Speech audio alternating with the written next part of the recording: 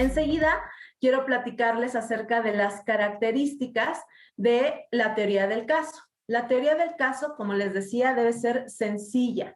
Es decir, vamos a ver un poquito más adelante en esta clase cuáles son los elementos que configuran la teoría del caso. Dentro de estos elementos está una teoría fáctica, que se refiere a los hechos relevantes que son o que serán materia de estudio y de análisis por el órgano jurisdiccional. Estos hechos deben de estar narrados en una forma tal que sean sencillos de entender y a fin de identificar cuál es la relevancia de esos hechos para resolver la controversia que está puesta a la consideración del juzgador. Por supuesto, estos hechos o esta versión de hechos debe ser lógica y creíble.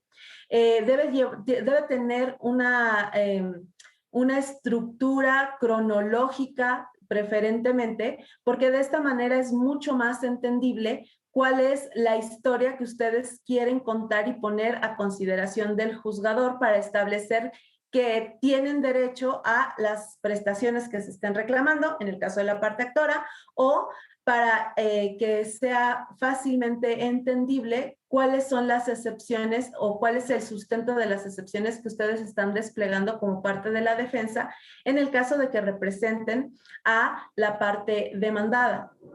Además, esta característica de que debe ser una historia creíble, pues es un requisito mínimo del sentido común. Ustedes tienen que plantear desde el inicio, desde que están platicando por primera vez con su cliente, cómo van a contar esa historia ante el órgano jurisdiccional de tal suerte que desde ese momento, desde el primer acercamiento que el juez va a tener a su versión de los hechos, esa versión sea verosímil, sea creíble, ¿verdad? Entonces es importante no solo el qué, sino el cómo. La forma en la que vamos a presentar esa versión debe empezar a crear convicción en el ánimo del juzgador desde la primera lectura. Por supuesto, esto se tendrá que robustecer con el resultado de las pruebas que ustedes alleguen al procedimiento y con todas las estrategias litigiosas que finalmente ustedes utilicen dentro del procedimiento para seguir abonando a ese convencimiento del juzgador y al final obtener un resultado que sea favorable a los intereses de quien ustedes representan, ya sea parte actora o parte demandada. Otra de las características de la teoría del caso es que debe ser flexible. Y en este punto es importante destacar que cuando hablamos de la flexibilidad de la teoría del caso, no nos referimos a que el día de hoy me cuentan en sus escritos fijatorios de la litis una historia que mañana al desahogar las pruebas o en la audiencia preliminar pretendan variar. Eso no es posible ni es a lo que nos referimos con la flexibilidad.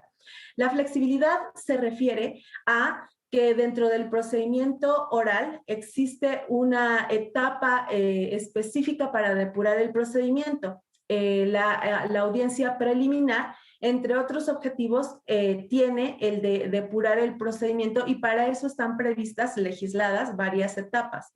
No solamente el análisis o corroboración de la legitimación procesal de las partes y en su caso resolución de excepciones procesales, sino también la fijación de acuerdos sobre hechos no controvertidos y la fijación de acuerdos probatorios.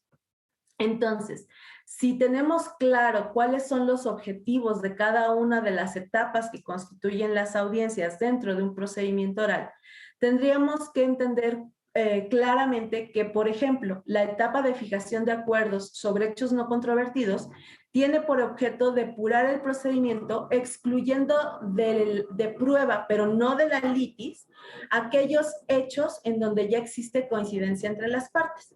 Me explico. Si estamos, por ejemplo, en una acción de cumplimiento de contrato, uno de los requisitos sine qua non para que esa acción pueda prosperar es que exista un contrato, el contrato respecto del cual pretenden el cumplimiento. Si el actor ya dijo que el contrato es de compraventa y que se celebró el 5 de abril del 2000, y el demandado contestó y dijo que efectivamente celebró ese contrato, ese hecho ya no tiene controversia. Sobre ese hecho ya es innecesario que se rindan más pruebas que la propia documental en donde constan las cláusulas de ese contrato y los términos y condiciones a que se sujetaron las partes. Eso podría plantearse como una sugerencia a una propuesta de fijación de hecho no controvertido.